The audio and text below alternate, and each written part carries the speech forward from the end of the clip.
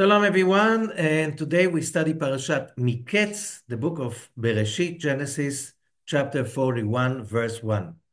ויהי מקץ שנתיים ימים ופרעה חולם. And it was at the end of 2 years, and Pharaoh is dreaming, which means the Torah is presenting to us a vision, a picture. Pharaoh is dreaming, and he's standing on the Nile. Okay, probably next to the Nile. And verse 2, והנה מן היאור עולות 7 פרות יפות. And from the Nile, 7 beautiful cows are coming up. Very good looking, and they graze in the pasture. And then the famous story continues, one of the most famous dreams in the history of humanity, one also that had we can say the biggest impact on history. First of all, the history of Egypt and the Near East, and the history of Joseph and the nation of Israel. And let us try to understand what's in it for us. It's something very important in the message for this topic. We live in a very, very troublesome era. It is almost unprecedented what research is showing, the amount of worry, anxiety, fears, unstable emotions that what's happening around us, economically, politically, you just name it. Whatever is happening around is very, very worrisome.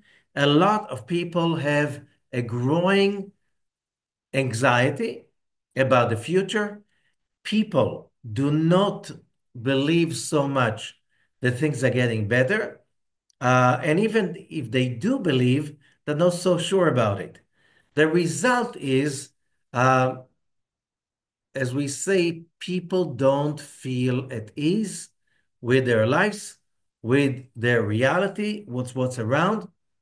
And even if we have some hope, we should be very, very careful, because what the Torah is teaching us, you cannot just trust a person. You cannot just trust anything. There's one thing you can rely about. And I'll give you many, many examples. For instance, many people go through a medical trauma, cancer, diabetes. There's so many. And then science gives you solutions. A lot of people that are diagnosed with cancer are being treated, and more of them are coming out clean. Okay, a lot of people that have diabetes, they get insulin shots and some other treatments, and their situation is much better. We have a lot of solutions. The problem is that when you have a solution, let's say a medical solution, or somebody else has a financial problem, he can find a solution. We have to remember what really gets people is the how temporary is the solution. Many people have been treated with cancer successfully. The cancer comes back. Many people who solve their financial problems, it looks like it's being solved and it's coming again from the back door, from another direction. Life is so full of uncertainties that it is, especially today, that when you have so many forces that somehow smash this vision, the picture that we have. You work hard, you get some savings, and you'll be safe. Things will be okay. And it's not working this way. Why? Because we have to remember the purpose, and I spoke about it last week. We live in a society that is trying to sell us a false dream, a false vision. And the vision is we want to have a very, very secure environment, so secure there are no surprises, no unexpected events.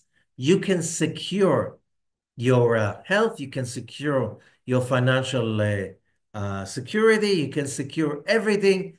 And whatever happens, things are going to be okay. Don't worry. We have a solution to every problem. We realize that it's not working. Yeah, let's say you can even make yourself safe financially, but then you have a family issue or a health issue that basically takes the rug under your feet and you don't feel secure anymore. And the question is, how do you really find a true security when everything around it, what humanity figured out, we can have a better health system, and that will give us security. We can have a better financial system that will give us security. Human beings have that nature that if we can, we will cocoon ourselves alive. What does it mean? We don't want surprises. We're afraid of surprises. We cannot deal with surprises. And surprise, the more humanity is working on it, it looks like this dream that seemed to be getting closer. Uh, in maybe during the 60s and 70s, it looked like we are getting closer and closer to a society that we can guarantee there are no surprises or no disappointments. And now it's like smash it to pieces. And people go around with more and more sense of insecurity, and we have no idea where is it going to hit and where it's going to come from. And the main key to understand how to solve this problem, because this problem is so heavy, the insecurity, uh, the insecurity that creates anxieties and a lack of happiness. If you're always troubled and you have obsessive thoughts of fear, something can happen for me and from there and so on. And you think when you're young that the grown-ups, they're just simply sick and you'll never come to that place. And then sooner or later you find yourself even worse than the previous generation. What is the solution for our generation? This is the question. And we can see that in the vision of this parasha, as it says, "Vayim Mikkets shnatayim." It was at the end of 2 years of Joseph in jail after the dreams of the wine steward and the baker, Pharaoh's two very close people, that Pharaoh got angry about them, threw them to jail. And who's in charge of jail? Our Joseph. He is the one that serves them. He is the one that one morning he comes to serve them and he realizes both have very, very green faces. And he's asking, what happened? Something happened. Tell me. Something really, you're really upset. And they both tell him, both had at the same night, had a dream, and they were very anxious about their dream. And Joseph is saying, God has the solutions. Tell me. And he tells them that he's like giving them an interpretation for the dream.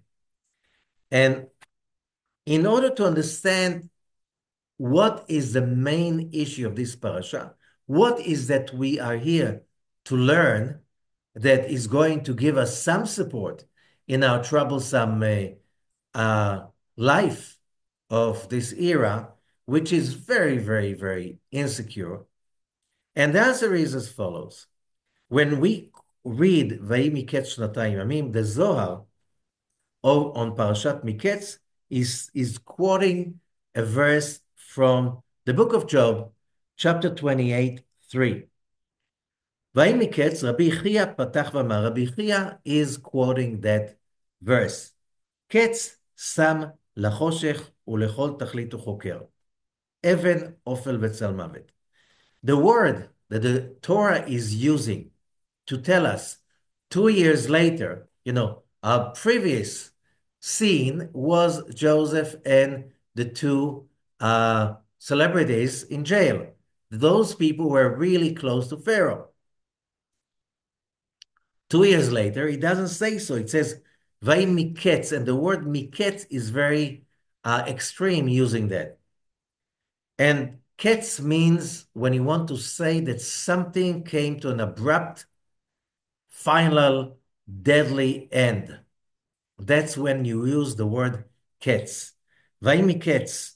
And that's why Rabbi Chia is bringing that verse from the book of Job 28:3. Ketz sam lachoshech ulechol tachlitu choker. Even offer letzal mavet. Speak about putting a demise, an end, an abrupt end to darkness. How would that happen? We're talking about the Messianic age. We're talking about the age, the period in history that humanity, according to what we studied in previous weeks, we are going through that time that we're getting very near to that era that we will put an end to the ruling of darkness. And the ruling of darkness is first and for all over our minds and consciousness. This is where darkness dwells because you can be in a dark time. Let's say it's a dark winter or what we had last night, the longest night in the Northern Hemisphere, okay? And still you celebrate, and many cultures have a celebration of holidays of light. And we have Hanukkah starting this week, the holiday of light, which means uh, darkness is not a physical situation. Humans have their way to experience light even though it's very dark and cold. Light is a matter of attitude. This is a very important idea. So when the Zohar is speaking about the end of darkness, the Zohar is speaking about the end of darkness for humanity. We're talking about the Messianic era in which we somehow find a way to put an end, a finite blow to darkness. So human minds cannot be obsessed with darkness anymore. However, although humanity is closer to that like never before, we can see that people still have horrible obsession with darkness, despair, and any kind of despairing thoughts. Although it looks like the situation is much better than it used to be 100 years ago, 1,000 years ago, thousands of years ago, we are much better off. Still, the obsession with fear and upset is like it's this is a plague, the most dangerous plague, and the most what's the word? The most common plague. You go to the Ministry of Health of so many uh, countries around the world, it looks like this is the plague of the generation. The fear, the obsession for darkness. How do we put an end to it? How do we put its demise? Okay, that's what the Zohar is speaking about. This is what we're dealing with. Because when you can somehow, and we are talking about tens, maybe centuries of research of the last generations, and we more and more are aware it's all in our head. People say that. The question is, do we really know how to apply it? This is the talk of, should be the talk of the century. So the Zohar is explaining, what does it mean putting an end, a demise to the darkness? And this verse has already previous interpretations, but when we say an end to darkness, this is the end of the left. קץ של השמאל. שאינו כלול מימין. The left that is not included under the right. And what is that? Remember, this is the basic secret. First of all, when the left, what is the left? Kabbalistically, or Kabbalah is basically the interpretation, the deepest interpretation of the Torah itself. When we speak about the left, we're talking about that aspect of our personality of desire, of want, of ambition and lust. Left means the minus, the part that we feel the lack, the need, the drive. This is important. This is powerful. People without drive, without need, without ambition, they're like dead. However, ambition, desire, a drive, need, a vision that is about passion, they are all, listen carefully, Satan, and the angel of death, as long and they are not bound under the right. What is the right? Chesed. What is chesed? Giving and sharing, which means, yes, in our society, in our culture, we adorn ambition, desire, passion. Who doesn't speak about it? However, when it's not subordinate to giving and sharing and loving and kindness and being there for somebody else, then that aspect of passion is Satan and the angel of death. Remember, because this is crucial to understand how do you solve the problem.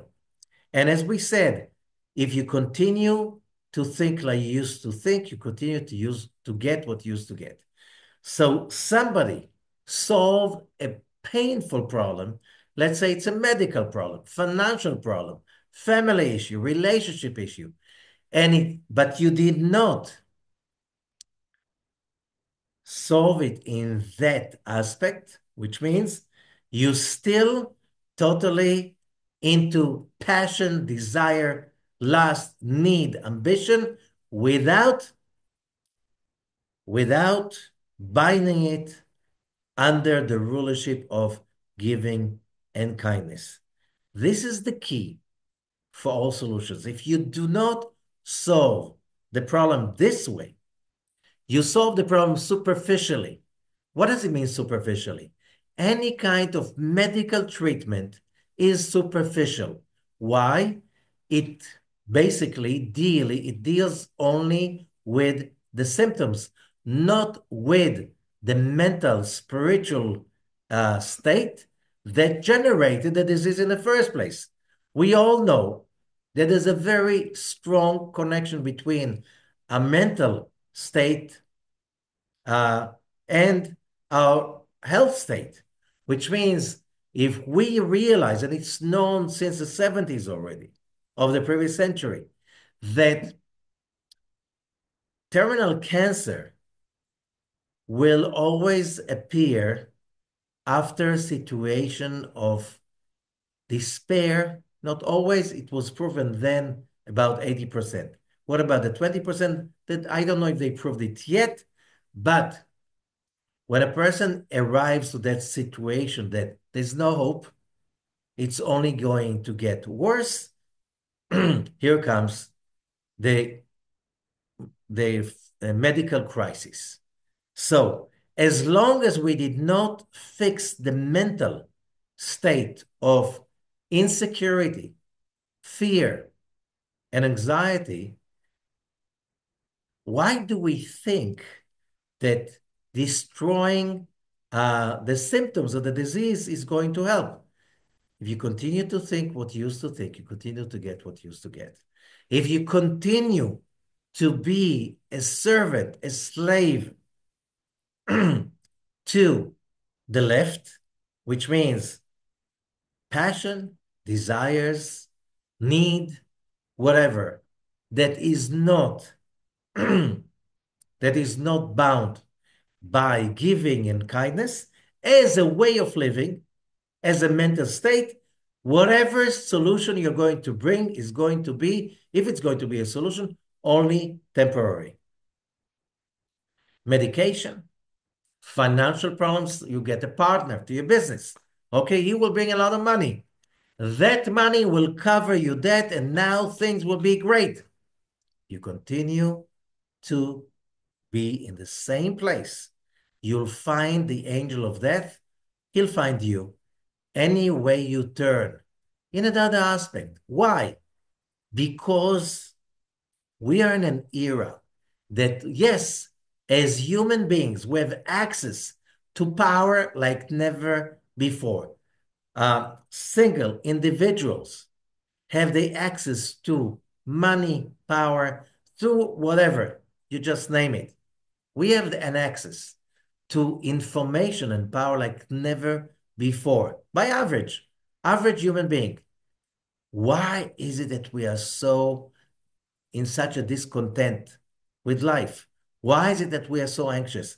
And the answer is Joseph tells us a story. Joseph, he have passion. He has passion. He has a dream. He has a vision. He is like basically he's going like a Harvard business school graduate.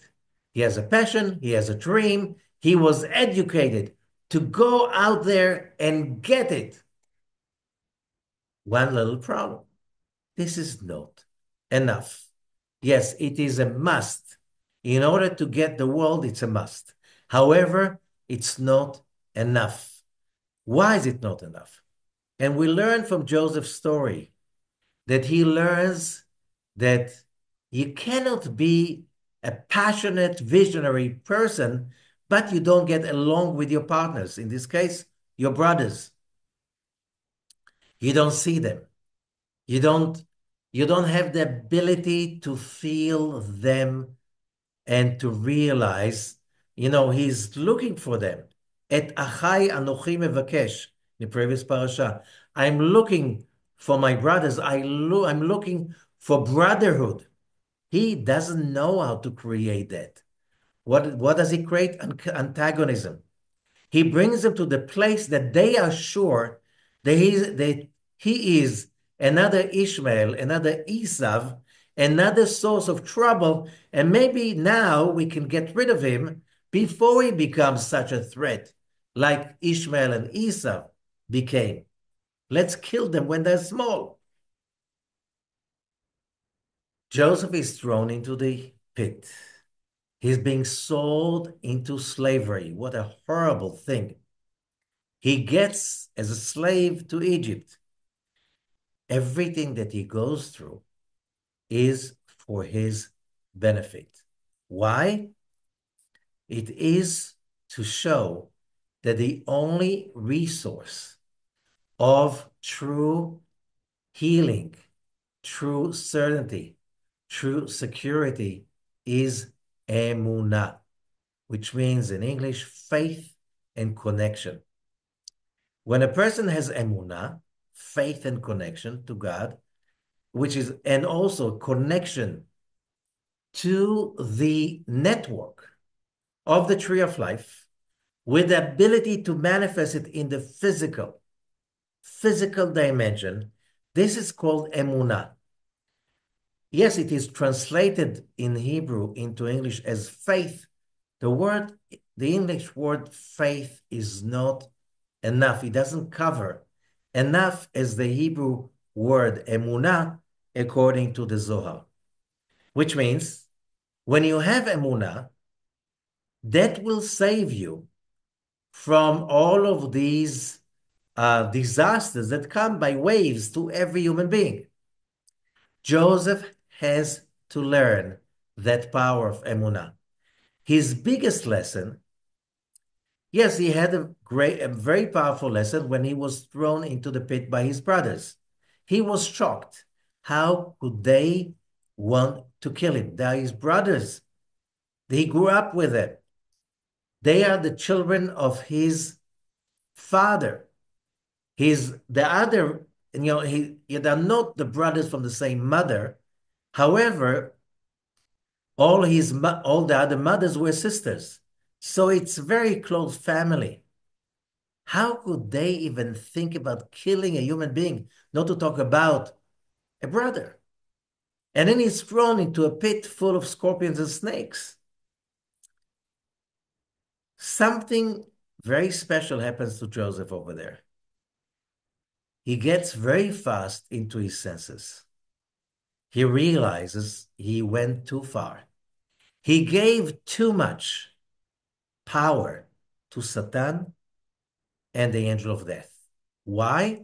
Because he was too busy with the left aspect, with the left column. He was too busy with his passion for greatness, and he forgot that without grace, passion, desire, individualism, dreams, energy, power, whatever our society is worshiping.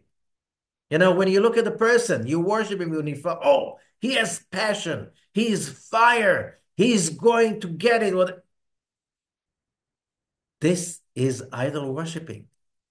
This alone, passion, desires, dreams, vision, whatever you're being taught, either in the Harvard Business School or in other programs of get your dream manifested and well, get your potential manifest, whatever, all of these like worshiping.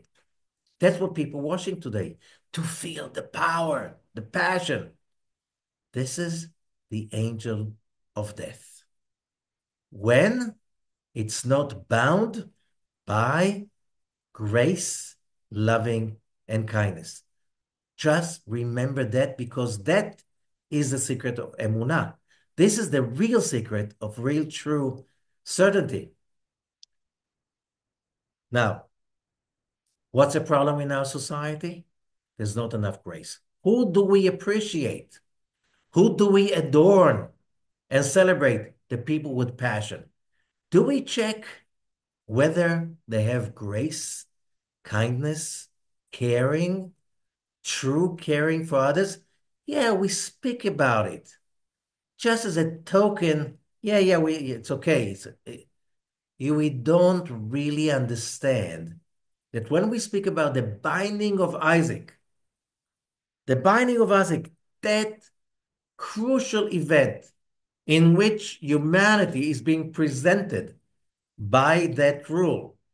Abram, the loving kindness feature in every human being, is binding his only beloved son, Isaac. Isaac represents the passion, the desire, the judgment, the power, the force. He's representing that. He's that power. And that's why Isaac is in Hebrew, Yitzchak, laughter.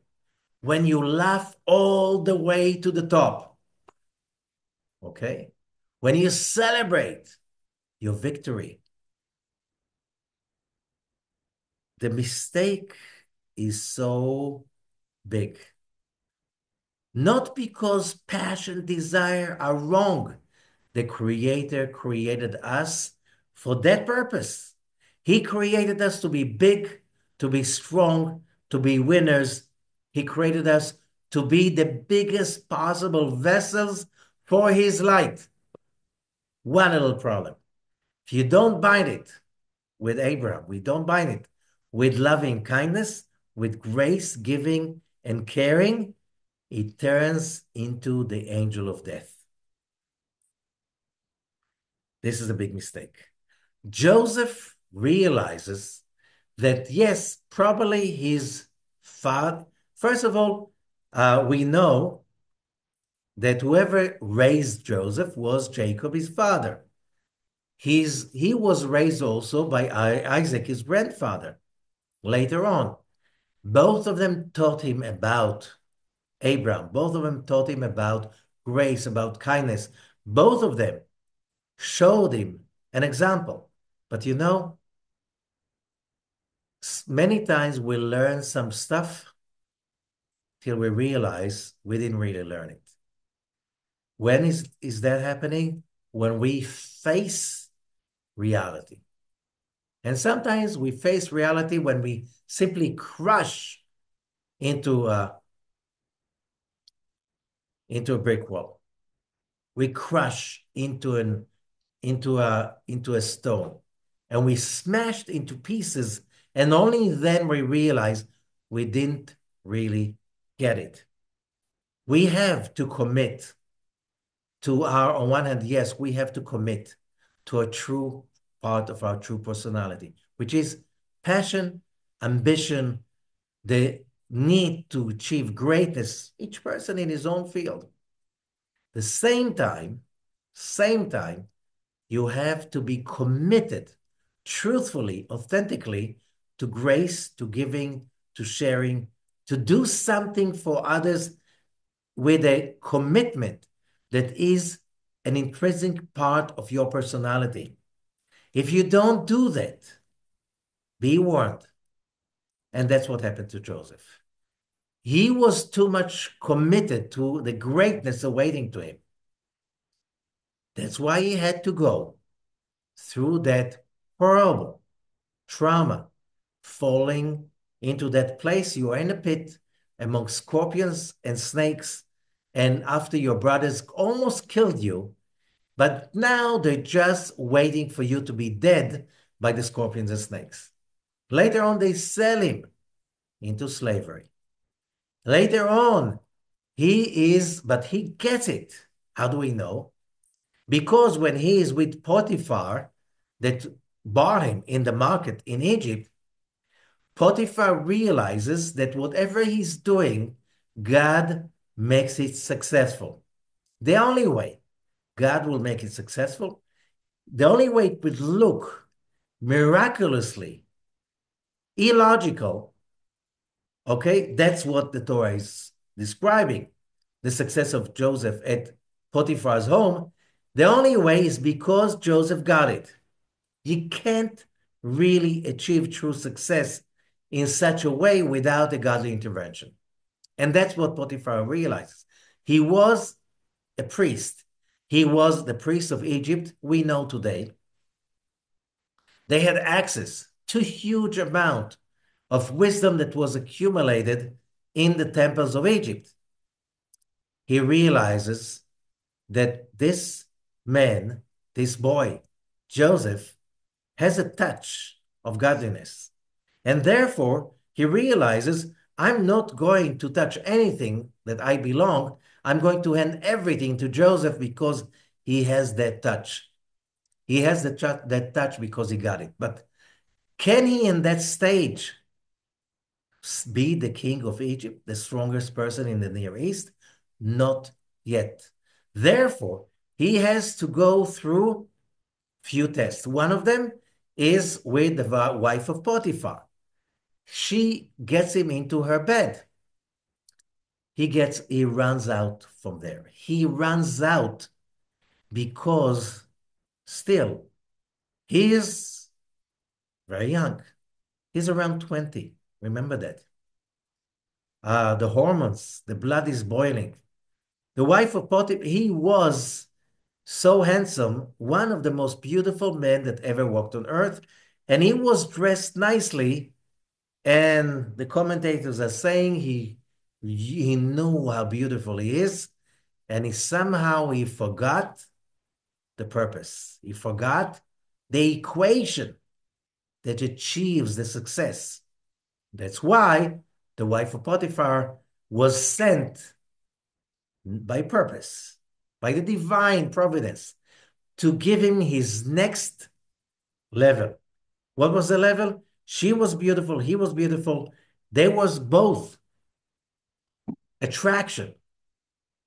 She took him to her bed. He teaches us. On one hand, his body wanted something. He could have her, she could have him.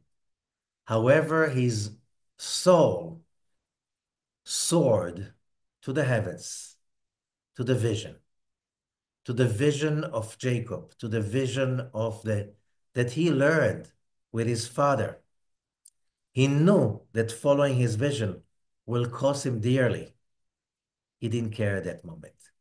When he did that, he became Yosef HaTzadik, Joseph the righteous, because he, in order to become a chariot, a, a, a place of revelation of that powerful Sephirah of Yesod, he needed to go through that test. In English, it's a test. In Hebrew, nisayon. But the word nisayon is coming from the Hebrew word nes, miracle. He had to flee up and above. Vayanos achotza. He fled from the room.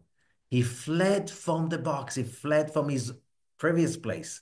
He reached a higher place. Now he became the epitome of Sefirat Yesod, the connection between heaven and earth, the connection between the tree of life and the physical manifestation. Therefore, since then, that moment, Joseph is a symbol for success, fruitfulness,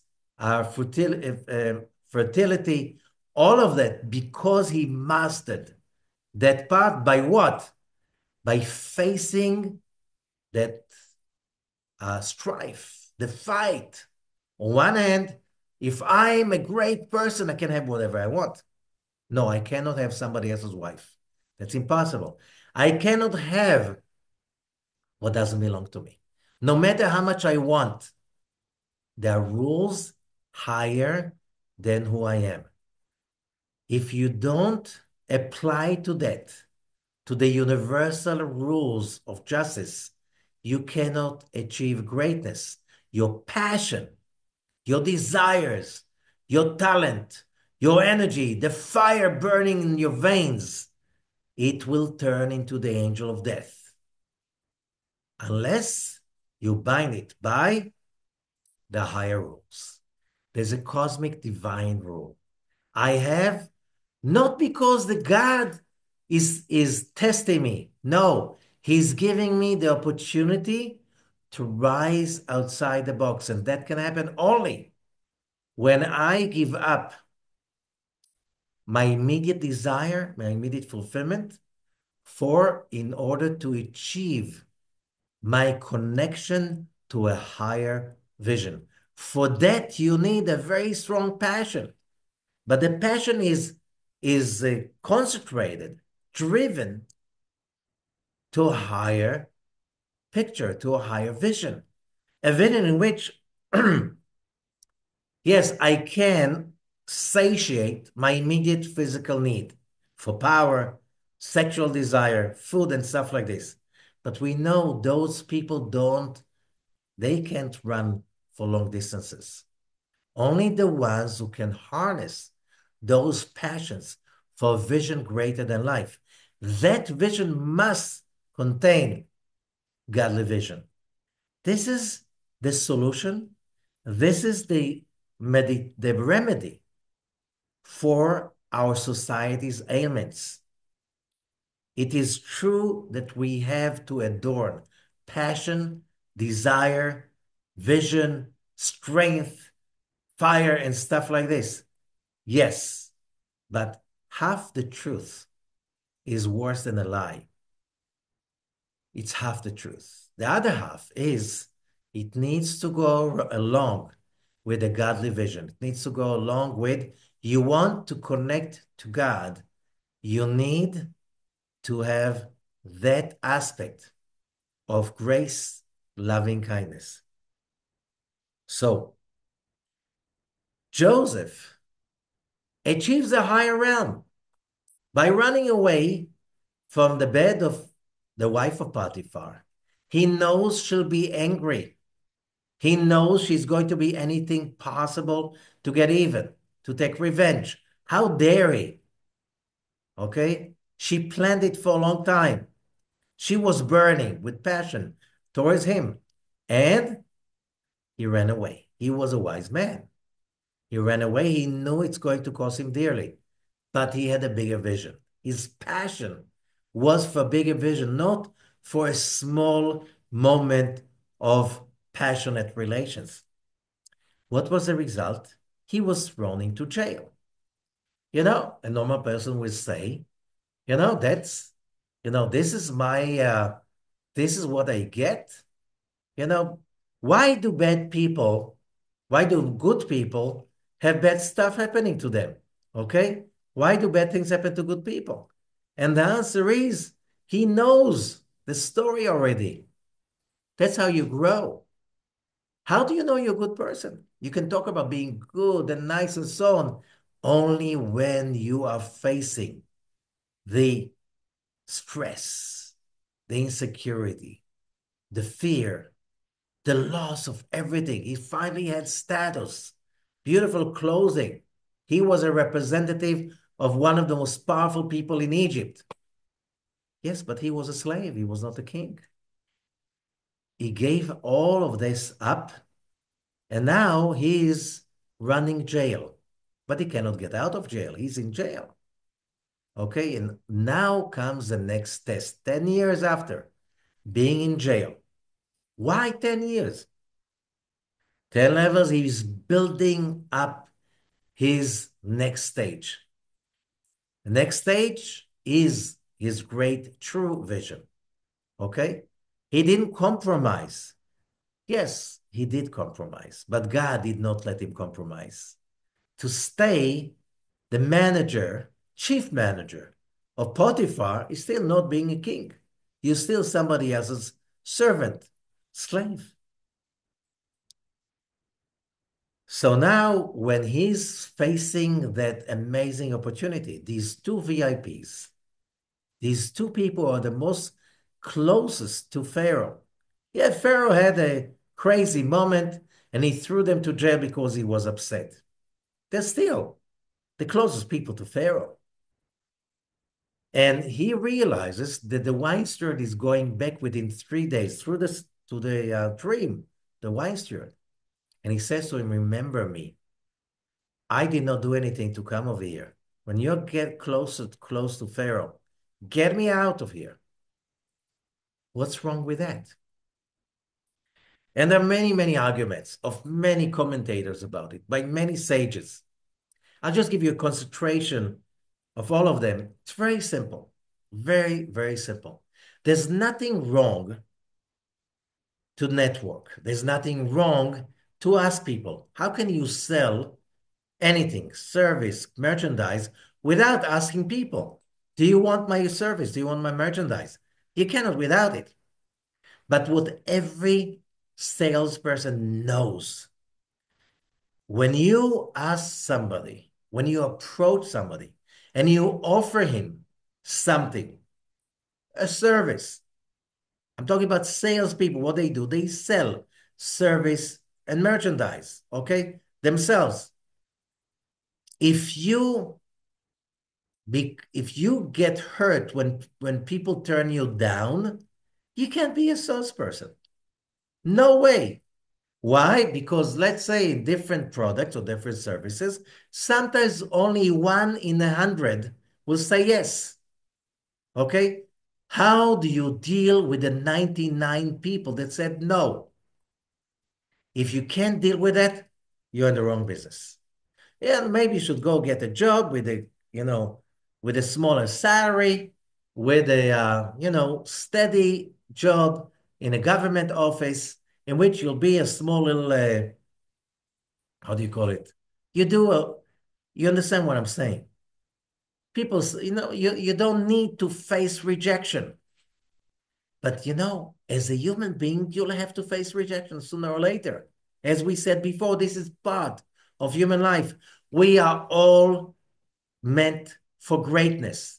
And in order to achieve greatness, you have to deal with rejection. You have to deal with surprises. We have to deal with disappointments. And here, when Joseph is asking the wine steward, remember me, he made a mistake. Not by asking, the attitude. The attitude we have to remember. I'll tell you a story about certainty. It's a story from the Baal Shem Tov. And the Baal Shem Tov, the founder of the Hasidic movement, once takes his students to a journey and he says, there's something you have to watch today. They come to this house of a Jewish guy, and as they come over, he's very happy to see them. He set a table, and they sit to eat, and they study, they learn Torah, and the host is very proud and very satisfied that he had such a honor to have such a holy guest. After a while, they're dining and so on. A big guy comes in with a big staff, and he hits 3 times on the floor. Everybody's startled. They look at the host, and he's okay. They ask, what's going on? He says, today is the day that I have to pay the feudal landlord. You know, at that time, we're talking about the 18th century, East Europe was still in feudalism. The lands belonged to landowners. They had the power to do everything, and they owned the land, and they were leasing, they're leasing their lands, or either the land or property on the land, to people who and a lot of Jews. That's how they made the living.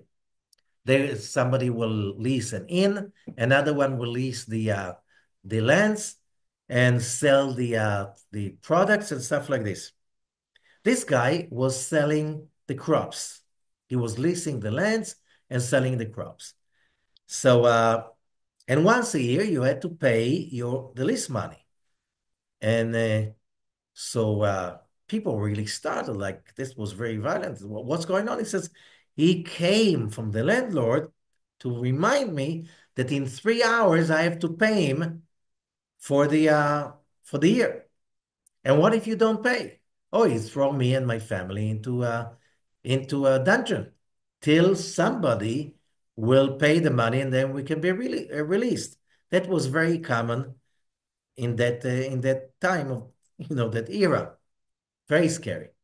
So they said, why don't you go right now, pay him the money, and come back, and we can sit and continue having fun.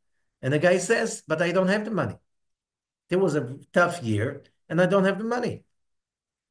So why are you sitting so calmly with us? He says, because I don't believe that God is going to let me being thrown into the dungeon. So I know the money will come. An hour later, the guy comes again. Now he knocks 2 times. An hour later, he knocks another time. And then, and the host is still calm, happy. He's involved with the study like nothing. Like his family is not in danger, life danger, in an hour from now. An hour later, the guy comes again. Now he knocks. One time, now he says it's time. So their host is putting his nice coat, and he's walking to the landlord. And they're watching him with awe, like he's so calm. What's going on? So they watch him walking, and as he's walking, you see somebody with a horse is coming, stops next to the host. They have a conversation. Then the guy on the horse goes back, and the guy continues. And then the guy on the horse is coming back. They have another conversation. And then the guy on the horse comes to the house while the host is going to the landlord. So as the guy on the horse is coming, he sees the whole party and he joins them, and they ask him to apologize, and they ask him, who are you? What are you doing here? He says, I'm a merchant. I'm a merchant of wheat. And I just came to this guy to offer him to buy the crops of the next year. So what happened? He said, I offered them a sum, and he said, no, uh, unless you give me that amount, I'm not making a deal with you. And there's no negotiation. And I thought he's asking for too much, and I went back. And then I realized that he's fair. The crops are always in quality, with a high quality, always on time. and the prices I get for his crops are very high. Why should I pay him the money that he's asking for? So I came back and he said to me, look, I'm going right now to the landlord. Give me the money right now. Go to the house, wait, the people dining over there. Join them. I'll come back soon. We'll sign the lease. So the Baal Shem Tov turned to his student and said, see, this is what Emunah is about. When you know that God will save you, when, and you will hear soon. So when the guy came back, the host came back from the landlord, and the Baal Shem Tov is asking the host, when he offered you the first time the money, it was less than the money that you needed to give. What did you think? I thought, look, I need that amount of money. I know that God is not going to let me go fall into the dungeon. Okay? And if this guy is not offering the whole sum, he's not the person that God sent me. So God will send me somebody else, and I cannot, and this is a test. And that's why I continued to walk, and I said to him, no deal. Being in that place, this is the place that Joseph was supposed to be after 10 years. But you cannot be Joseph the righteous. You cannot be the chariot for Sfirat Yesod. This power of Emunah, the power that connects between heaven and earth, the power that connects you, me, all of us to the tree of life, unless you have that state of mind. And therefore, we have these stories. Joseph, there was a little feeling that, oh, finally, I see my way out. Instead of, that could be a way. If when I am supposed to get out, I'm going to get out when God thinks it's the right moment. Now, could be, that's another option, but I have no idea if this is the one. Joseph had a little moment in which he trusted the wine steward to get him out. Instead of, I'm doing my best. If he's the one, he's going to be the one. When Joseph realized just a moment later, says Rav Nissim Peretz, blessed memory, when he realized that he trusted, instead of trusting God, he trusted the wine steward. He was from a moment, he was lower. He had a dependency in the wine steward. At that moment, Joseph says, no, no, no, no, no, I'm not ready. From that moment on, Joseph was working really hard on that level of complete faith, complete emunah and connection to the creator of the universe. That he's the one who's running the show, not our attitude and not our actions. Okay? Yes, we have to do our best, but God will do what needs to be done. And we have to realize that unless we do that, we are playing with the angel of death. Very dangerous game. What will be the result? Fear, anxiety, depression, lack of faith, and then you're looking for any kind of relief for the grievances that you have against the world. And that will be all kinds of terrible stuff like either addictions to drugs, addictions to alcohol, to gambling, to sex. Maybe I'll change my gender. Maybe all of those stuff that people simply go because it's all about addictions to basically nothing. It just gives us, maybe this is going to redeem. The only redemption is real, true connection to the tree of life. And that's how the Zohar continues. So as you remember, the moment the left, which is passion, desire, power, fire, whatever, is without the right column, without grace, commitment to being there for others. This is the angel of death. שהוא משוטט בעולם ומסית בני אדם לחטוא. And the angel of death is wandering around the world and he is seducing people to his side to sin. And after the person sinned, he goes up to lehastin, to be Satan. Satan in Hebrew means to disturb.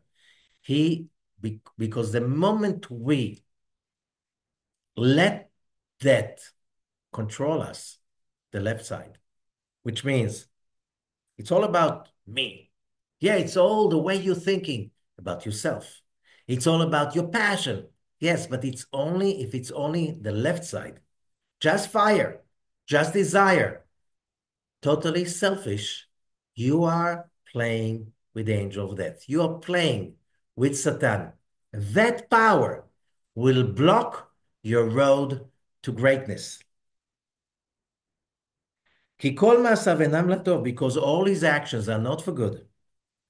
אלא לכלות, only to demise, to destroy, to erase everything in the world. Which means that is number one cause of death of human beings. What? Selfishness. When we fall into Satan, which means selfishness, yeah, we adore and passion and so on, but without grace and love, without basically binding our fire, our inner fire, to a greater cause, to a godly cause, this is the angel of death. So there's no real pure evil. There's just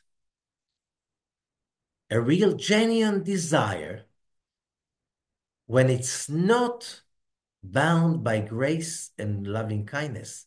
This is Satan. Which means Satan is not evil by itself. It's just unbalanced good.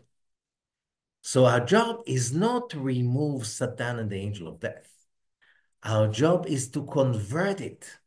Because the moment we bound it by grace and love and faith, emunah, it becomes the rocket that will take us to divinity, that will take us to the greatness that is awaiting each one of us. So just remember that. Many people make the mistake. No, I have to be humble. I have to, being religious and being faithful means you have nothing, you're poor, but you don't care about it. Not always. Depends what is that your passion is about. If your passion is about meditation and study and you're okay with not eating, in fancy restaurant, if you're okay with that, and this is your passion, go for your passion. Who said that all of that fancy stuff is real passion? No, it's not a real passion. It gives nothing.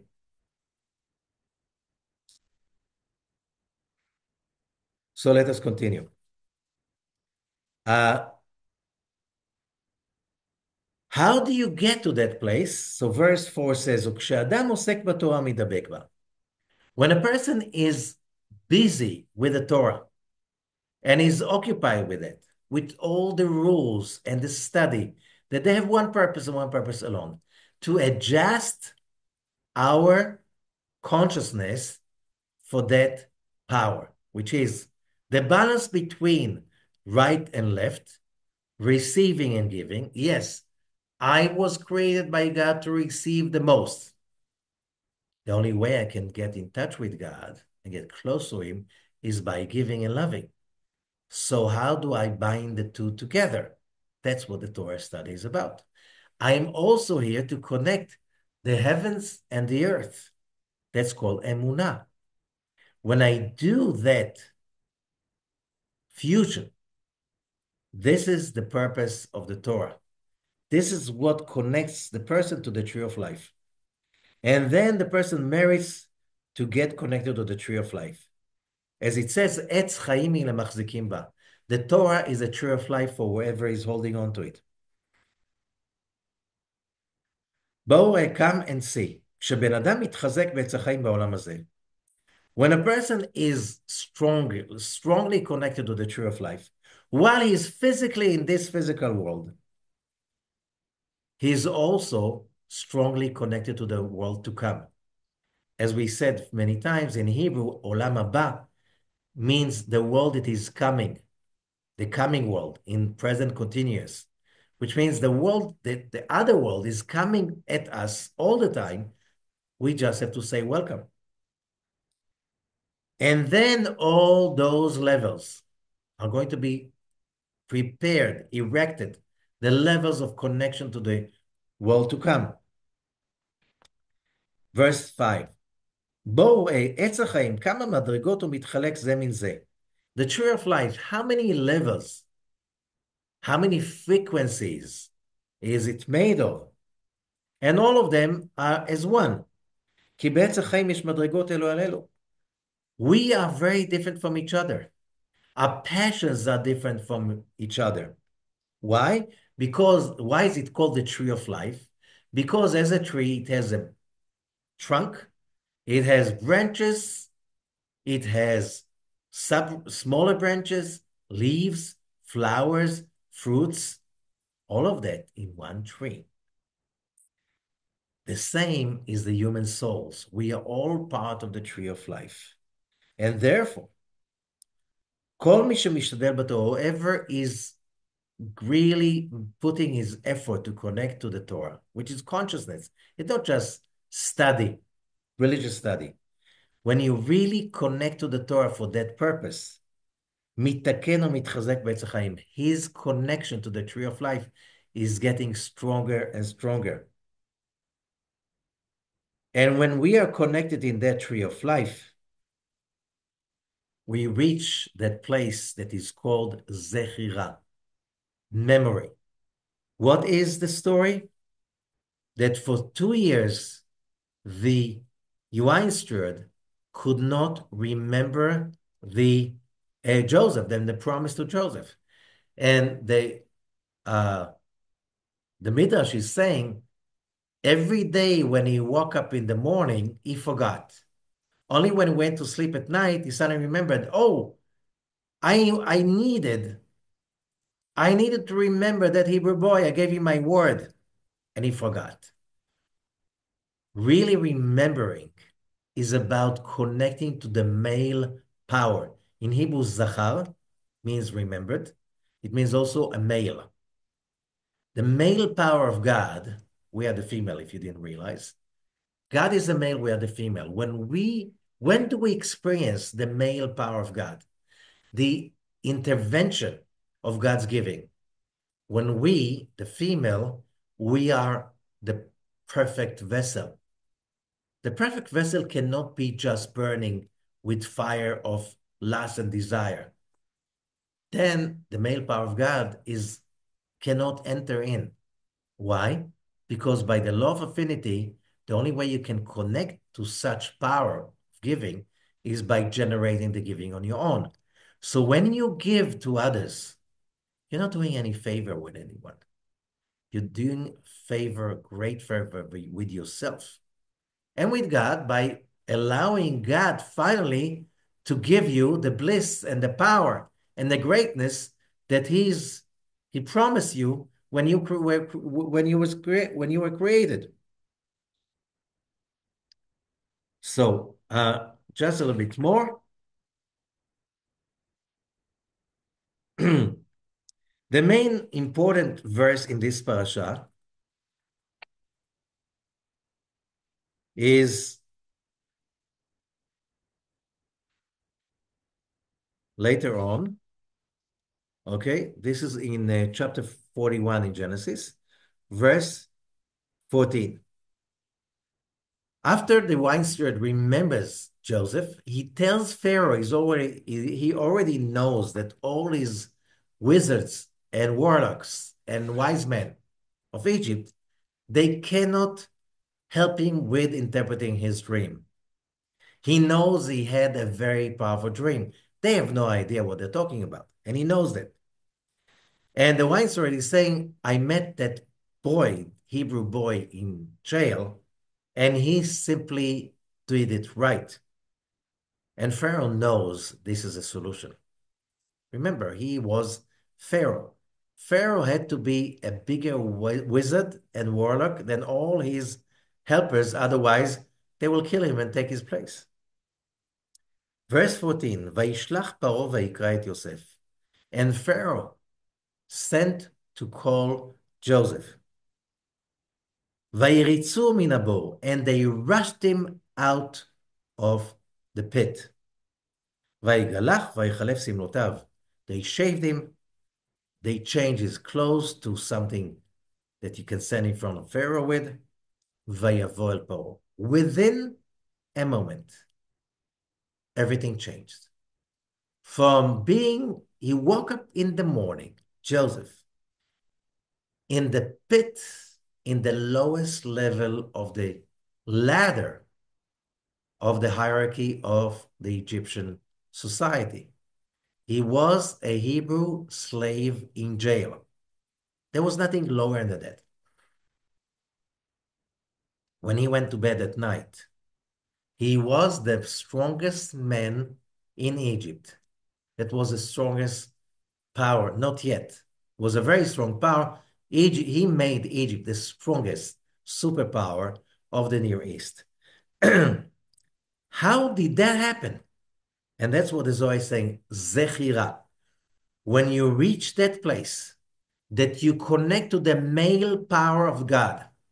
God wants to give us more than we want to receive. The problem is, do we build ourselves as a vessel to receive God's gift, God's giving, God's light? For that, you need emunah. For emunah, you need trust. You need to connect your soul with the tree of life. When you do that, you heal yourself. Doesn't matter what kind of sickness we all possess, but it's all about uncertainty, fear, anxiety, and we can heal it only with emunah, nothing physical. Oh, yes, we should. It doesn't mean we shouldn't go to the doctor. It doesn't mean we shouldn't do business. But we have to remember all the time, the real solution, the real fulfillment, the real answer, the real redemption and healing, it's only from the one who created this universe. And that is emunah. So when Joseph becomes that person, he can stand in front of Pharaoh without fear. And Pharaoh immediately realizes this is the one who can run the show in the most terrible crisis that his nation is going through. Later on in this Parashah, Joseph is already the king of Egypt, practically. And now the 10 brothers are coming to Egypt to buy food. And in chapter 42, verse 3, וירדו אחרי יוסף 10 לשבור בר ממצרים. And the brothers of Joseph, 10 of them, went down to Egypt in order to get food. את בנימין אחי יוסף לא שלח יעקב. Why 10? Joseph was gone, they didn't know where he is. And Benjamin, Joseph's brother from Rachel, Jacob was too much afraid to send him away. ויבוא בני ישראל לשבור בתוך הבאים.